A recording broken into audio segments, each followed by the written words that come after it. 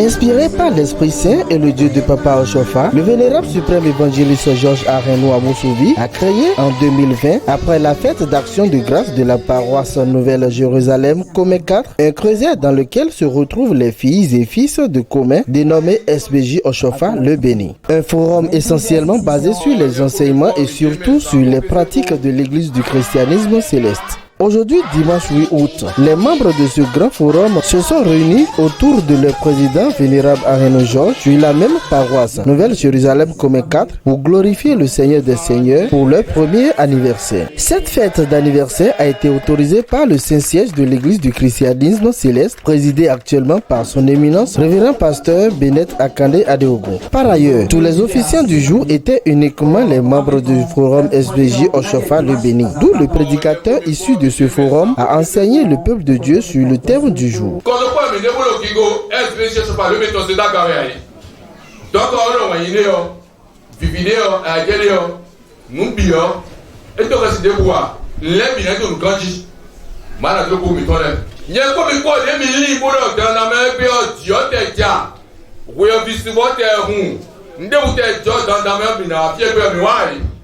Mondial tito mitola lo line mitola lo no ti se me gone ngunde bude burare tito mitola he gbele za ma wa akulo gbato ko ngenu kule adagbe ma wono wa Jesu na to gbato la bibi do no no ko odo mi no mele ne ko dare bulo ka jo ma oto ni wo fe ka jo ma oto ni wo fe nje fi yin gbe ma wo si ka jo wo fa me ani no blo sa bibi akulo si ka jo le me we do yawo dere to bi no ho mura cross ka jo ni wo he no lo ka jo ma wo to di sa to ka ba so di oni sa unu bi ale mo ai do ko ma ni gba ru mi hallelujah nye ko mi ko mi ke ka mo ko to ko me lo ko SBJ so pa le bi ni to me mi ma to ko me de si ho me de ma to me de si ho e na mi na ko lo ma se so ko e da ga ko la me alo edo ko nde mi le mi ma wule aso ganji la fine ya chaju me zikite no mi alo mo ai ma na gba lo ba ko ko to na le pre wa bo ka na le si te me amen donc je ko mi ko akuru ba to bi ko to ko mi ni lo ko to ko me bo zi aso bo se de yo bo zi ye na lo ko yo pe lo SBJ so pa le benisi ko yo pe bo nde gamele titole azna azo mele temetemele akuru ko to nínú ọgbà ọdún mi bó mi àrùn mọ̀ kó mi àrùn kọ̀ mọ́ hallelujah bó àrẹ bó ma wọ́ sùpàtọ̀ nílé náà mi fúlí ló dẹ̀kọ́ àdó mọ́tò ànàlẹ́ hàn bọ́ ẹni ọ̀nà asọ́fìyàn máa nà lọ́wọ́ kẹ́ fúlọ́ mẹ́ọ́ ẹni ìmúnú mi yà bọ́ ẹni kó lè kó sípò ìrìnàdù mi díọ̀ ẹni àdìyọ fọ̀rọ̀ mọ̀ bí kó lè kó sípò ìrìnàdù mi díọ̀ ẹni àkùn àdùnàsí alẹ́kọ̀ọ́ gbàtẹ́lẹ̀ bí ló kẹ́ fúlọ́ mẹ́ tiọ́ yẹ wá fi ègbè tìgbẹ́tọ̀ tù yẹn ni aka tu gbẹtọ lẹ ya mais mi o se ni kọlọ lo kanji e gbẹ tiẹ mi na tu mi de lẹ dagbe lo pẹlú lo ko nẹ e gbẹ tiẹ mi na tu mi de lẹ a gbẹnu ilé ya ewu ẹsùnmọ nukọtọ lẹ galẹ kọgbó nagbe bọlẹ mi n'o kọtọ kọmẹ mo ne gbe yọ mi na tu mi de lẹ dọkọ kọtọ kọsi ko jẹ ti yọ nyẹ ko mi kọ ẹlẹdọ mi lọ mi n tẹmọ kọtọ kọ lo gbẹ tá mẹ. Cette cérémonie a connu l'installation officielle du président de cette association dans ses fonctions.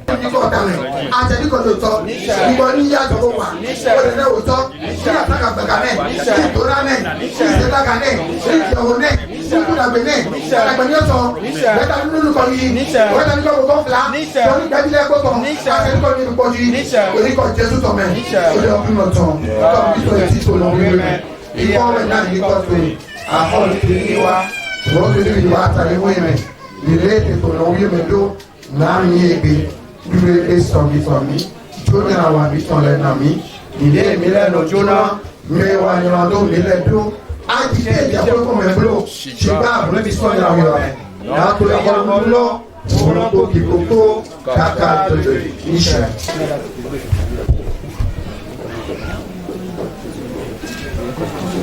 ló pọ̀ mẹ́ aṣọ ìjẹ́ tó aṣọ kúrò ní tọ́tọ́ ìbọn sí jọ níyàn kọ́ńtọ́ mẹ́ fún torí sí wà lọ nínú bẹ́ẹ̀ náà pọ̀tọ̀ ní ìdíjọ́wọ́ lẹ́sẹ̀ tó àṣẹ tó mẹ́ lórí kọ́ tí ẹ̀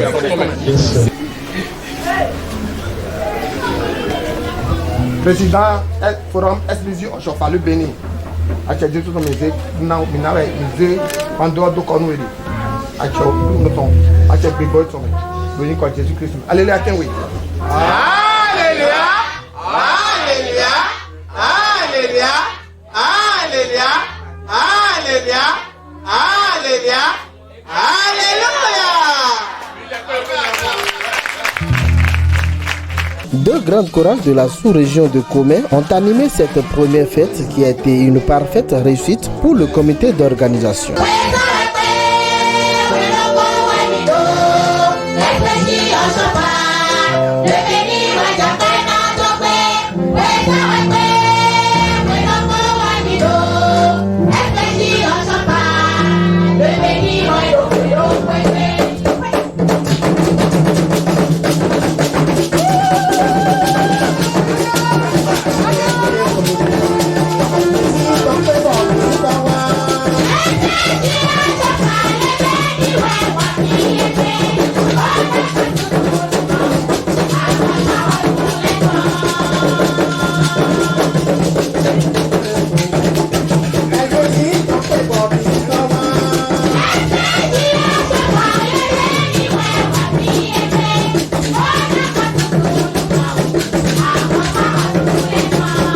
À l'issue de ce culte, le président de ce forum, Vénérable suprême évangéliste Georges Arenou Amoussouvi, nous dit l'objectif de ce forum. Puis il lance un message à tous les chrétiens célestes du Bénin et celui de la diaspora. Ebesi azan ebasi okoko SBJ Oshofa le Béniton.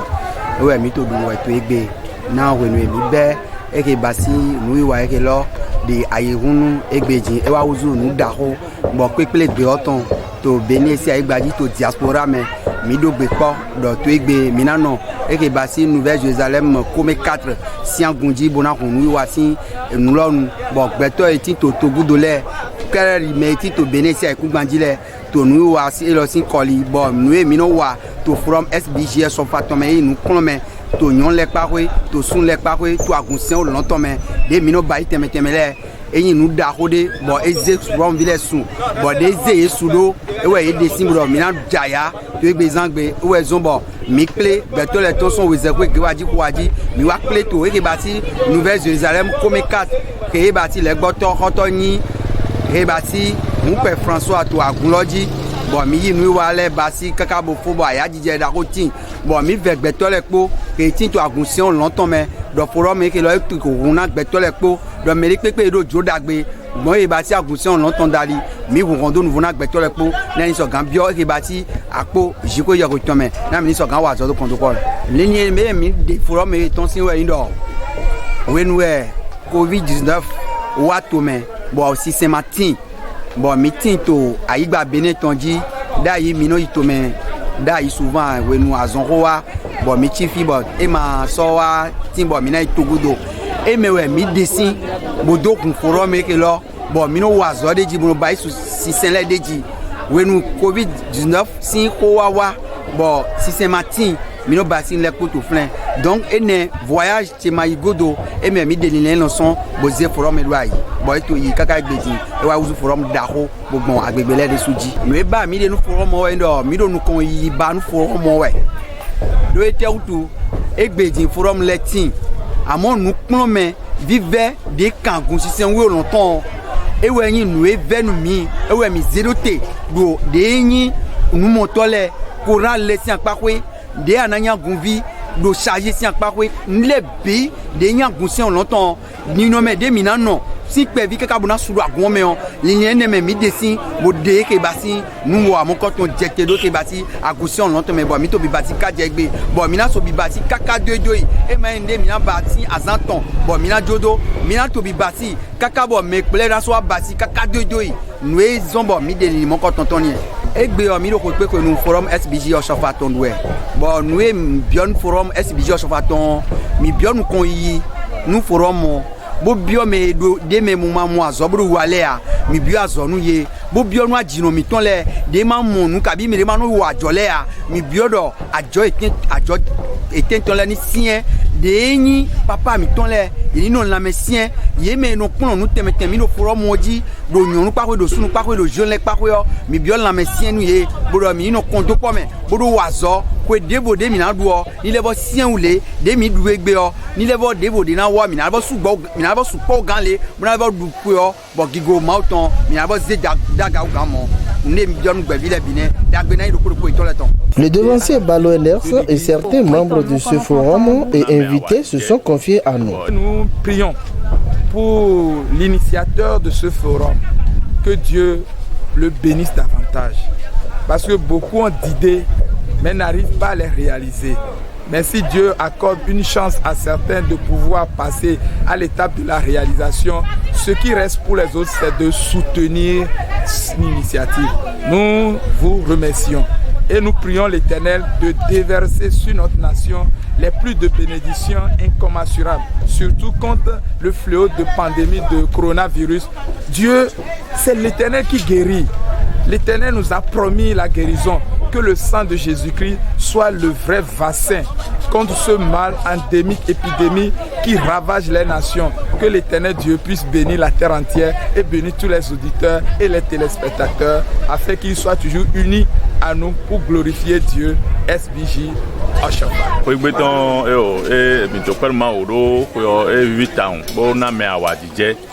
Bon, et là, mi ko ngbe ko de bi ogbe yo de fume don. No e bi onu ngbe bile bi en de kun wo ino. Ko mi no sero ye we khomele, odo ko mi no sero kan di le po mi hen wu jan yan. Eni natural do mi do pe fi. Ko ran e pla mi he se ko. Na bi odo ka se na bi ku ji kun do. Pe lo mi di yo, me ro ko ni so ile so ko. Bo ka do sisi nu ma vanvo. O me le ka do nu kon ni hun. Eni ton tentemeni. Eni on nu ko en na tinu mi. Ti to ko yo ton eyan me. Esi nkenu de wa mi dúpẹ́ bo ma o si an lo ti on me ji o edo pe ta ji bo lebi wi sinisi be viviru yen ta no ndo bona do nu foro me ne sin pe video we ndo cherede mbio e kondo po pe pli nu ko mo je no zo me to nu si se zedaga ma no me o